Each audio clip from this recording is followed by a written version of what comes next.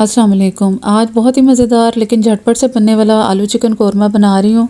और इसके लिए मैंने चिकन विंग्स ले लिए हैं। उसके ऊपर लहसुन अदरक और सब्ज़ मिर्च का पेस्ट, क्रश लाल मिर्च और पिसी लाल मिर्च, हल्दी, नमक और दही मिक्स करेंगे। 15 मिनट के लिए मैरिनेट करेंगे और इसके बाद इसके अंदर आलू डाल देंगे जितने पसंद हैं आपको, और इसको 10 मिनट के लिए मज़ीद रखेंगे। अब एक कढ़ाई में ऑयल डाल के तेज़पत्ता और प्याज डाल के गोल्डन करेंगे। टमाटर एक शामिल करेंगे।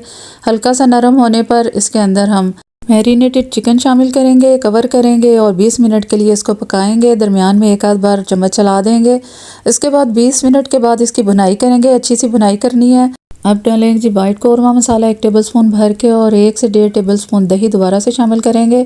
इसके साथ 1 चम्मच गरम मसाला डाल के इसको भून के इसके अंदर पानी डाल देंगे ताकि आलू अच्छी तरह से गल जाएं।